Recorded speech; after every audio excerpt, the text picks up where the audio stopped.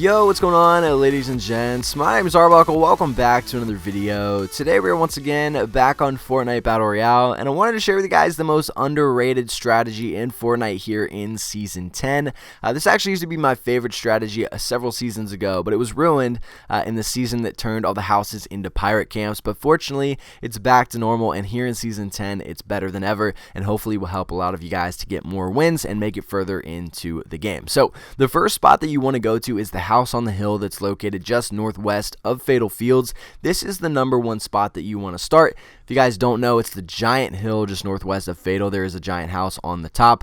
And you want to land on that house. Now, this works in solos, duos, and squads. If you're playing squads, you're going to have to do a decent job of sharing the loot. I'll share with you guys the different places that you can land, but it works very, very well in solos and duos. There's generally no one that goes here anywhere near this area, so you're going to be able to grab a lot of loot before the game even really gets underway. So, again, you want to land on the house that's on that hill. There's generally a chest that's upstairs, and then there's a bunch of floor loot that's downstairs. There's sometimes floor loot on the outside of the house on the sidewalk, and then there's a small hut that's right next to the house that generally has some loot in it. There is a blue shipping container that generally has some loot in it. Sometimes there is a vending machine up there that'll have something good, so that's cool. And then there's generally 2 chests up there. There is a small little balcony porch deck kind of thing that generally has a chest on it, and on the opposite side there's a basketball court that almost always has a chest or floor loot standing around down there.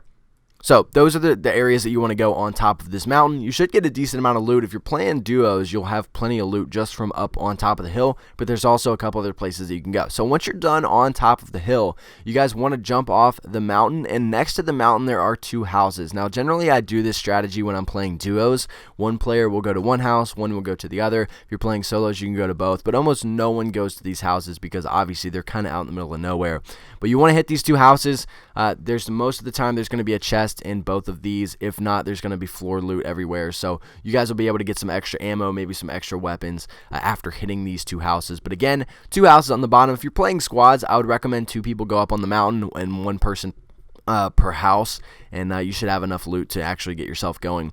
But by the time that you're done looting all that, for example, let's say you're playing solos, you're playing duos, you want to move into Salty Springs because Salty is actually very, very close to this hill. You should have enough loot. You should be all shielded up. You should be ready to go. And by the time you move into Salty, everyone else that was already there is going to be done battling it out or is still going to be battling. So you can come in for the cleanup, wipe the rest of Salty clean, and you can get all the loot that was there in Salty. I know that kind of sounds easy to say, like, oh, it's so easy to clean up Salty, but trust me, guys, after doing this strategy, by the time you get to Salty Springs, there's generally only 1 team left, and if you're playing solos, there's only 1 or 2 players left, so it makes it very, very easy to knock out Salty, and by that time, all the loot is together with the players because they've already gathered everything, so you don't even have to search for it. So this is the best strategy.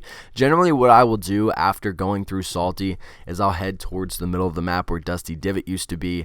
Obviously, now it's the depot, but at that point, you'll want to pay attention to where the circle is. What's great about this spot is this entire strategy area is very close to the center of the map, so you really don't have to go that far most of the time for the first circle. Most of the time, you're in the first circle, and by the time you finish and you get to Salty, the first circle is already going to be coming in, so it'll make it much easier to make it further into the game. If you start slow, go with the strategy. It's a lot better than landing somewhere popular and already getting right into the gunfights. This will start off slow. You'll take a good 5 minutes to get all your stuff together before you make it to Salty. You'll be able to clean that up, and you're good to go. By that point, you're already halfway through the game. So very good strategy. It works very, very well. This is how I got most of my wins. And the only reason I'm sharing this with you guys is because I know it works. Now, this is probably not a good idea because you're all going to steal my strategy, but I promise, try it out. Let me know in the comments after you try it out. Come back to this video and let me know if it helped you out and if you like it, because I promise you a lot of you are really going to love this. But anyway, guys, that's it for today's video. I hope you guys do enjoy this strategy. If you guys have any questions about the strat, make sure to leave the comments down below, and I'll be sure and try to answer them and help you guys out. You guys can also reach me on Twitter, Instagram, @DylanFro. Links to my social media are down in the description. But again, guys, I hope you enjoyed this video. Make sure to subscribe to the channel if you haven't already, and I'll see all you guys in the next video.